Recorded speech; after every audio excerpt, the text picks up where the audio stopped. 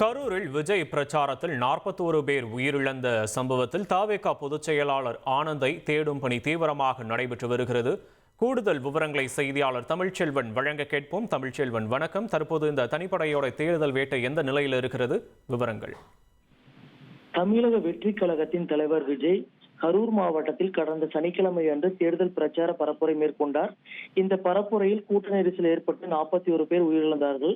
ஏராளமானோர் மூச்சு திணறல் ஏற்பட்ட மருத்துவமனைகளிலும் அனுமதிக்கப்பட்டனர்.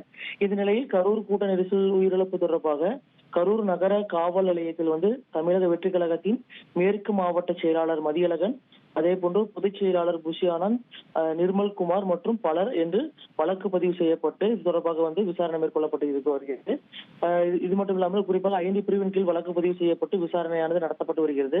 இதில் கரூர் மேற்கு மாவட்ட செயலாளர் மதியழகன் மற்றும் நகர செயலாளர் பவுன்ராஜ் ஆகியோர் இருவரும் கைது செய்யப்பட்டு நீதிமன்றத்தில் ஆஜர்படுத்தி சிறையில் அடைத்தனார்கள்.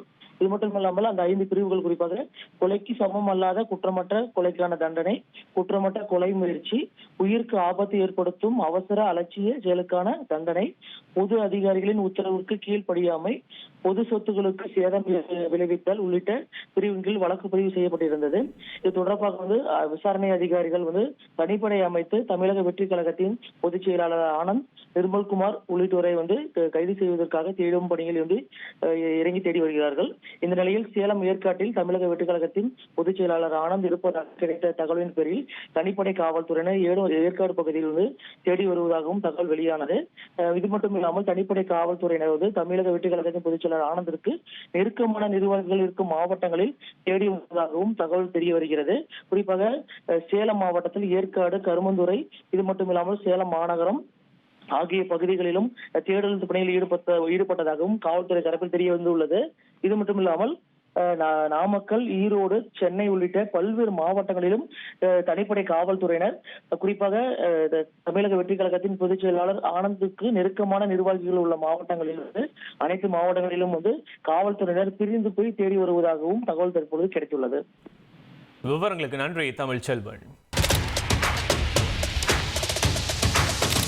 அதிமுக்கிய விவரங்களை அனைவருக்கும் புரிய வைக்கும் பாட்காஸ்ட். பொருளாதாரத்தை பல ட்ரில்லியன் ஆயுதங்களை கொள்முதல் செய்கிறது. சம்பவங்களை தேடி களத்திற்கே உங்களை அழைத்து செல்லும் ஸ்பாட்லைட். அங்க இருக்கக்கூடிய கள விவரங்கள் என்ன? கடந்த 5 வருஷமாவே சார் எனக்கு ரொம்ப பிடிக்கும் அவர் வர்றதுக்காக. எங்களுடைய நியாயமான கோரிக்கை. Even at the cost of stopping. பார்வையாளர்களையும் செய்திக்குள் பங்கெடுக்க செய்யும் மக்கள் குரல். 50 ரூபாய் எங்களுக்கு தண்ணிக்கு ஒரு தீர்வே இல்லங்க. 10 வருஷமா எங்களுக்கு சரியான ஒரு விடிவு கிடைக்கவில்லை. 60,000 ஏக்கருக்கு தான் கேக்குறோம். பிச்சை கேக்குறாங்க. புத்தம் புதிதாக, வித்தியாசமாக. சில இடங்கள்ல பாகிஸ்தான்லயே பாராட்ட வேண்டாம், ஆனால் அதற்கு இவளை கொச்சைப்படுத்த வேண்டாம் என்று நான் கேட்டுக்கொள்கிறேன். மதத்தால், இனத்தால் மக்களை எப்படியெல்லாம் பிளவுபடுத்த முடியுமோ அந்த பிளவிற்குண்டான ஆயுதமாக இந்த மாநாட்டை அவர்கள் பயன்படுத்த நினைக்கின்றார்கள். அரசியலிலிருந்து சினிமா தனித்து இயங்க முடியாது. அனைத்தும் உங்களுக்காக.